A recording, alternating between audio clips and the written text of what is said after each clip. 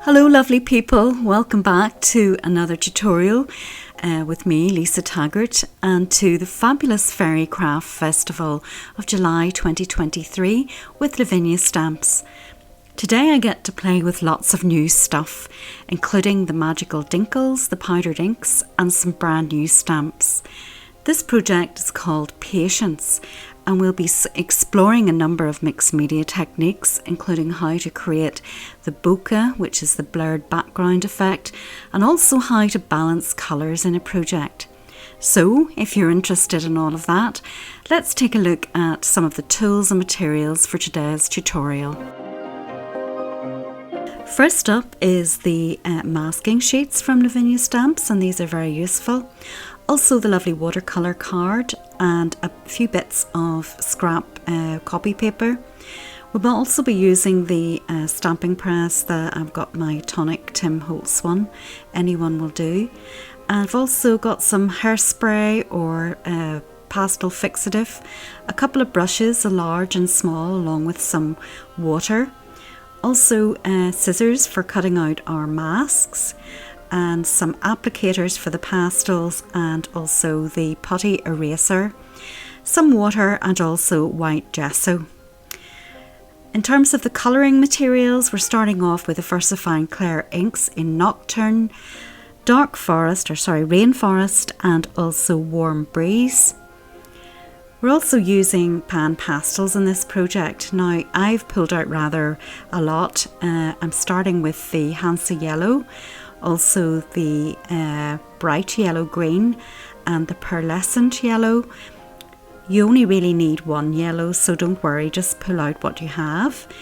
Also in the greens we've got pearlescent green. We have this lovely phthalo green tint, and also we have the phthalo green shade, both lovely colours. And finally we have the chrome oxide green, so one light green and one dark green would be enough. Some of the other colours, raw umber, yellow ochre and burnt sienna, and these are to add some earthy tones. Also of course black and white, which are always useful in any project. I'm also using some pastel sticks for this project just to add some extra depth of colour. They're not necessary, they are optional, and they are very similar colours to the pan pastels, so stick with the pan pastels if that's all you have. I'm also then of course using the new dinkles, which are wonderful, very similar colours, amber, sepia and Payne's grey for the earthy tones. And then we have the pine green and the sea green. We also have the yellow and the lime divine, and finally the magenta and porcelain, an interesting mix. This is the lime green stickles for some glitter, and also some Posco pens. We've got dark pink, light pink and turquoise. And we've got our gel pens in yellow and white, and sparkle pen in gold, and the Stabilo All black pencil for some shading. We're also using the Clean Colour Zig water brush markers, and I've got pinks, peaches, brown, green and a light lilac. Sorry you can't really see the colours there in the light, but any watercolour markers of the similar tones would do. Now for the stamps and the stencil, and here's the wonderful Erwin, the vine branch, the forest flowers and also fern heads, which is an older stamp. This is the stencil which we're using for the bokeh effect, and it's called White Orbs, and it's a very handy one to have altogether. So if you want to convert all of this into something a little like this, just keep on watching. First up then we have our watercolour card, and I've taken a sheet, this is A4 size, and our large brush for some water, and all I'm doing is spreading a thin layer on top of the card. Hopefully your brush will be clean, unlike mine. Not to saturate it too much, but it doesn't really matter. The idea is that the ink powder will have something to seep into. So we're starting off with Payne's Grey, and I've put a little hole in the top of the container with a pokey tool, and these are magical, aren't they? You can see how they spread out and create beautiful organic shapes. Now, I have in my mind, I suppose, when I'm putting these colours out, some sort of landscape in terms of having leafy, yellowy tones towards the top for leaves coming from the tree, some sky coming through, and then towards the bottom I'm thinking of branches and trunks and ground and flowers. So that is sort of dictating which colours I put where, but really at the end of the day it's potluck. You can see there I'm using the earthy tones towards where I think will be branches, and then I'm just going to give it a good old squirt with some water and let the powders mix. And because this is a little bit too, I'm also adding magenta, don't forget that's my favourite colour, and some white just to tone down the centre a bit. So as you can see, it is quite strong. So I'm doing my technique where I put another piece of watercolour card on top and make an ink sandwich, as I call it. And that means you've got two prints, and it takes away some of the intense layer. Obviously it needs maybe spread a little bit more, and there I do that and spread it out a little bit, and also dab it where you think it's too dark, etc. And then take them away for drying. Now they're dry, you can see how they look, and I've decided to take the crazy looking one. And then we're starting off. So we take a little bit of masking sheet and our lovely stamp, and we're going to create a mask for the owl.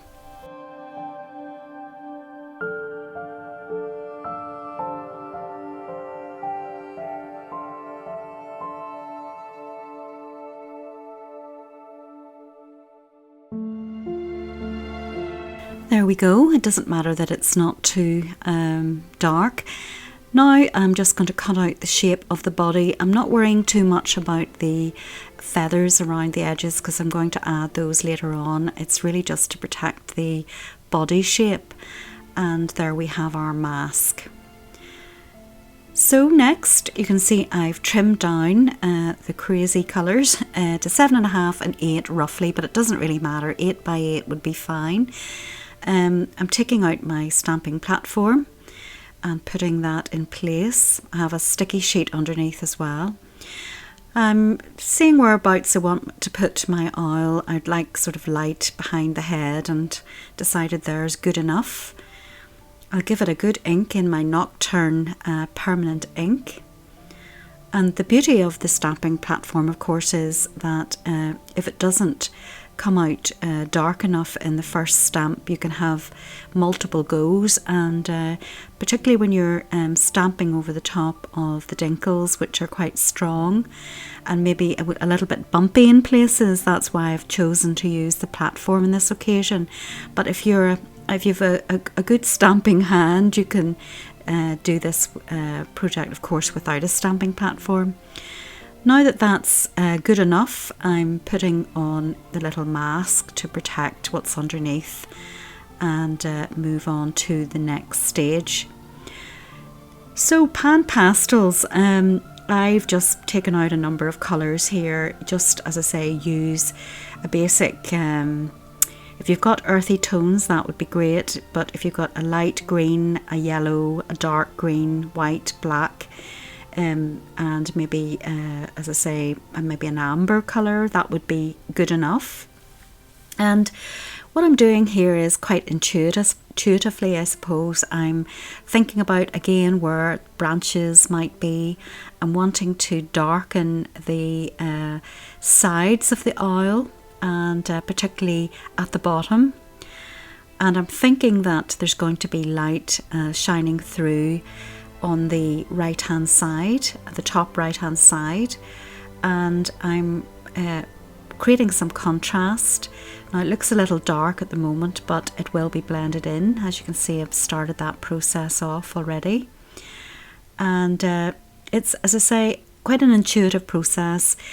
You look at what you've got in the background and you try to enhance it, and also bearing in mind that you're creating dappled leaves and light in the background. So I'm adding some darker greens, some mid-tone greens, and of course light in the form of yellow and white. And I'm also creating then the light source, which is on the right hand side there, and making sure that that is a paler area than the rest. But really it's whatever looks good to you in terms of your background. A good mix of dark, medium and light tones, mixing greens, yellows and whites, pale blues as well. Now this is what I've got in my hand is a putty eraser, and if you've gone too strong and you don't like what you've put down, this is a great wee thing to use to take away things that you don't want anymore. It's also a useful tool to help blend some of the colours together actually. You can see there that I'm adding some more darker tones into the mix, and it is, as I say, quite often in these projects a bit of a dance where you're going back and forth and you're taking a wee look at how it looks, blending it in and changing it out if it's too strong, etc.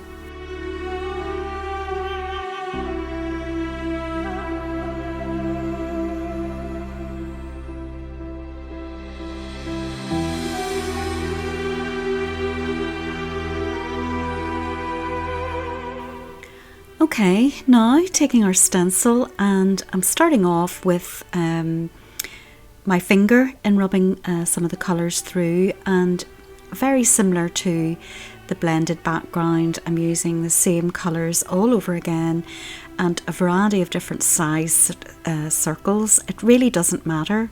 As you can see, you're just building up lots of little different coloured circles, and there'll be a mix of lighter ones around the right hand side of the owl, and then as you go out to the edges of the picture there'll be darker green and mixing in light blue, etc. And none of these pictures will be identical, as with the little inks that you, or the powdered inks, the dinkles, when you use them, no two pictures will be the same. So it's very important when you're following this tutorial not to think that you have to produce exactly the same. That would be impossible. What you're doing is seeing the creative process and using the techniques to go with the flow and look what you have and see what you think would enhance the background and what you think would look good on top of the mix of colours that you have. And basically it's the same all over again here, adding in very random circles and as I say, a wide variety of colours and shapes and sizes, so that it looks a little like this, and adding dark towards the edges because you're thinking about leaves in the background.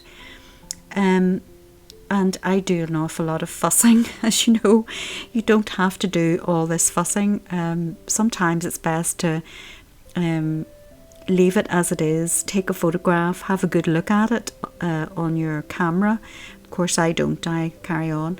Now this is an interesting thing as well. Swipe what you've done in broad little lines with your fingers out to the sides, and what you'll see is the pastel will blend like light rays, and it's quite easy to do, and don't overdo it like me. So this is why I have to use the pastel sticks to add in some colours again. But it's up to you. You don't have to do so many layers. I sometimes don't know when to stop and get too excited. but I really did want to add this turquoise colour into the background, because part of what we're doing today is seeing how to balance out colours, because you start off with a really crazy mix of colours and you think, how on earth will I make sense of all of this? And this is how you take it in layers and you decide what your landscape is going to look like and you go for it. And here you can see I'm not even using the stencil, I'm going freehand with little dots of colour here and there, and I'll use my fingers to blend them in.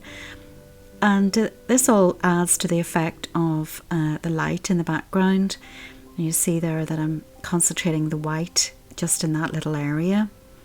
And you just keep going until it looks good. And if you can't see when to stop, as I say, the best thing to do is to take a photograph and see how it looks in the photograph.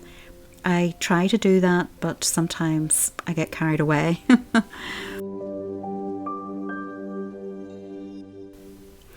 Now finally the fussing is over and we can see that we have created contrast between the background and the little owl, which is what we wanted to do. And just to make sure that that is emphasised, I've taken my black Stabilo All pencil, which is water soluble, so don't get it wet if you don't want to get your whole picture covered in black. And I'm also taking the white gel pen to add the light in that little area as well, just on the edges of the feathers. And I'm doing this before I re-stamp so that it goes over the top. So back into the platform again, putting it in exactly the same place. And I never removed, I should have said that, I never removed the oil from the platform so that it stamps in the same place. That's very important, that when you leave the platform, you leave the stamp in place. And just going over the top to add the little external feathers again. And you also have your black pencil if you can't get all of them quite deep enough.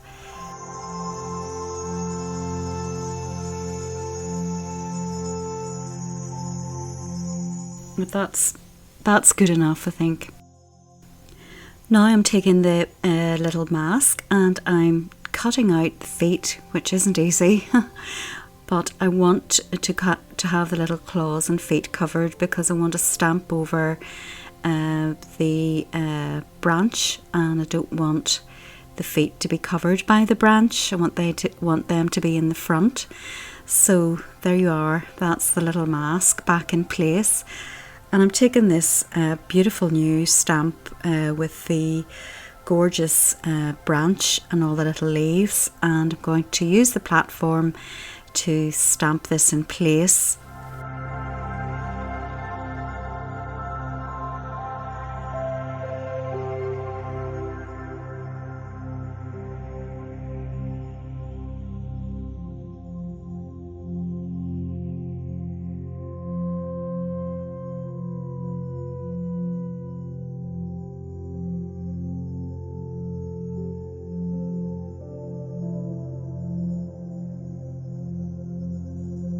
And there you have it. So at this stage I've decided to spray the pastel with some hairspray, and you can use pastel fixative as well.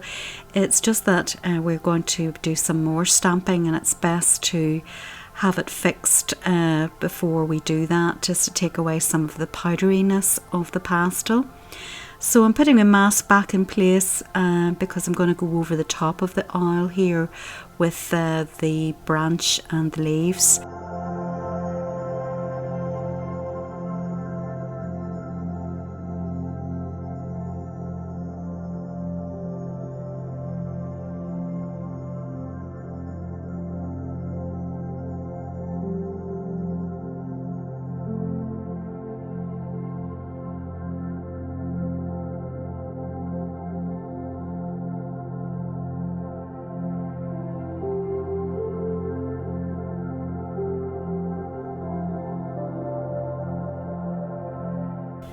Now what I noticed in the background is that I have these glorious little patches of pink, so I thought they would be ideal places to stamp our lovely new flowers.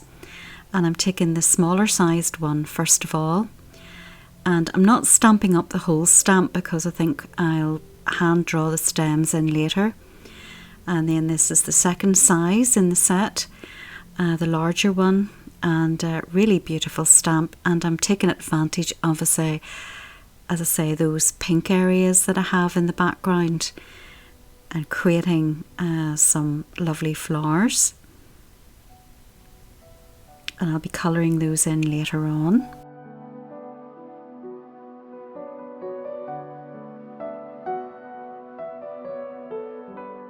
There we go.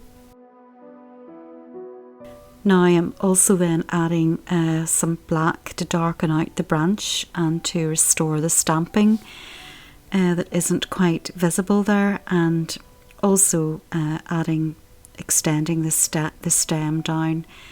I didn't want it to be too dark, and where some of the stamping hasn't come out as dark as I'd like, I'm using the pencil there as well. So they're all in place and time to remove the mask, and it's shaping up. But before we do some more colouring, I'm taking the Rainforest Green, which is a beautiful dark green, and I'm adding in some extra foliage to the bottom. And I love these fern leaves. I think they've got a beautiful shape and they're adding a nice contrast to everything else. I didn't want to cover the entire bottom quarter of the picture, but I think it's just enough to add some to the side. And there we are. So I think that's the composition in place, and I think the bokeh is complete finally as well. I've added in a few wee dots of pastel there in the background in the amber colour, and I'm moving on now to some background leaves. So I decided that I wanted to create some distant leaves in the background, and to do that I've chosen this pale blue colour, and I'm not inking up the entire stamp. And as you can see, I've taken copy paper to cover the flowers and the parts of the owl that I don't want stamped on, and just doing that so it's like a bit of a shadow in the background.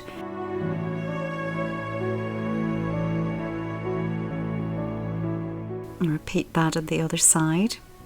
And these little details do make all the difference. And maybe some more just to the top as well. And it looks like there's some in the background, some nice leaves. So the next thing then is I think we're going to start the colouring, and I like to start with the eyes first of all. And I've decided that I wanted the eyes to look a little bit more realistic, and in order to create a base for the colouring, I've taken my white gesso, and as you can see, with a brush and some water, I'm just painting in with the gesso, painting in the eyes to create a blank base for colouring. And this is a technique you can use in any part of the picture if you wanted the colour to be more opaque. In terms of colour, you can't really see that, but it's like a pale peachy brown. And I'm going to begin by darkening the top there. I don't think you actually see that in the end up, but I'm just going around the edges with this colour, and then I'll be creating more dimension with yellow gel pen and also some black.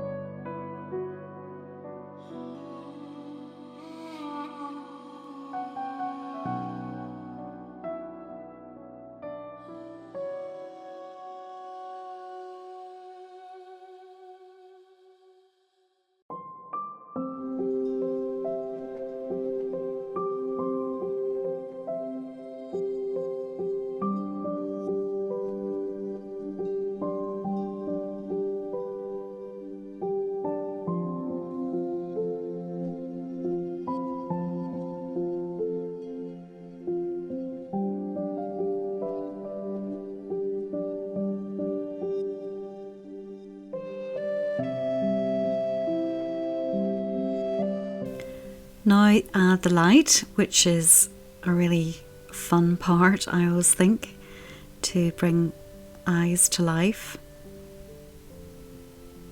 A few dots here and there at the top. There we go. And now starting the colouring of the owl. Now you could leave the owl just as he is, and that would be absolutely fine, but I thought I would enhance the background a bit. I've started there with a pale lilac colour going over the branches, because what you have to bear in mind is that whatever colour you put on top, unless you've used the gesso first, it's going to mix with the ink colour below. So that's why I've used the pale lilac, because mixing it with pink and orange will make it look brown. And I'm just adding the impression of branches really in the background, just very lightly. And these Zig watercolour markers are great to use for all these little details that you don't want to be too opaque. And where you do want the opacity, as I'm doing here, this yellow gel pen is great for adding light. And in the same way as with the background, where there's dappled sunlight and leaves to one side, I'm keeping the side of the owl quite light and using this pinky colour, which is just a pale pink, to add some shadow underneath the feathers and just a nod of dimension here. And where the light might be hitting the top at the right hand side, our right hand side, I'm going to use yellow and white and very pale colours down one side. And I'm working with what the Dinkles have already done to the owl, and I'm keeping the same tones and really just enhancing what I have. I'm moving on now to a darker pink, and I think I blend that in also to parts of the leaves. Just work what you have with what you have, and just have a wee think where the shadows might be, and use darker colours and paler colours where light will naturally touch the feathers. And this is just a base. I'm using even a green, I think it's a bluey green colour. So down the left hand side, I'm thinking that there'd be more cool tones and brighter, whiter, pastely tones on the right. And there you see that I'm adding some more white at the tips, and where I think that sunlight would touch the owl down the side. And just adding highlights on the feet and to some of the feathers on the beak, very important. The bits that are sticking out would be touched by the sunlight. So now that the base is pretty much in place, where you want very bold colour to make it pop, you use the Posco pens, because this doesn't blend, or the pens I should say, the Posco pens don't blend with the background in the same way as the Zig clean colour markers do. They really sit on top and their colour is a lot more opaque. And there I've just added lots of the turquoise down one side and to the centre, along with pinks and yellows. Essentially, I think really those are and maybe pale pink, and I mixed them with the white and yellow gel pen. Now next I'm going to colour in one of the flowers, so you have an idea of how that is done. I'm not going to make you watch me colour in all of them because that would be very boring. So I'm mainly using gel pens and Posco pens again for this. And going back to what I said earlier about how you blend colours in a picture, I'm taking a lot of the tones from the background and I'm mirroring those in the owl and in the flowers to create balance. And this is wonderful because all you have to do here is colour in in the little dots that are already provided, and it is very relaxing just to take your pens and do colouring in. And this balances with the colours on the owl's feathers, and also picks up on some of the tones in the background and in the foreground. And it's very fun to do, and if you stick to the same colours and tones, generally, no matter what your medium, they'll mix nicely for you.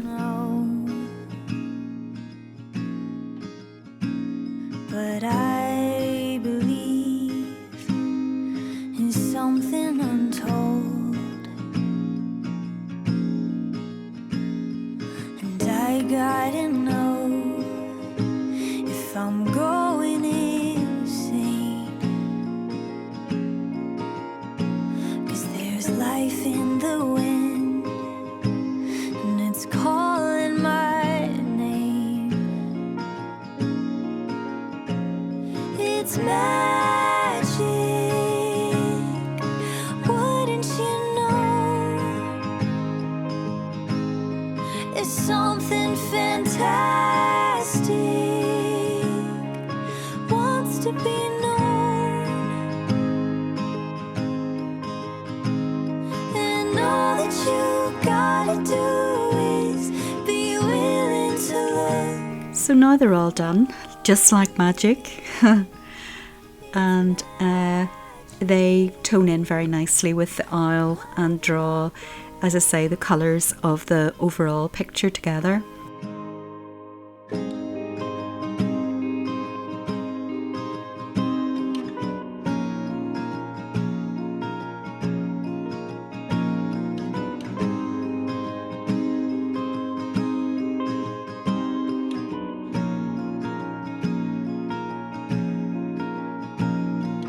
I've dreamed of infinite things, and reality seems so limiting. The wonder and mystery's calling me, I can't escape. 'Cause what if the song in my soul wants me to know that it's magic? Wouldn't you know? There's something fantastic, wants to be known. And all that you gotta do is be willing to look for it. It's magic, alive in my bones.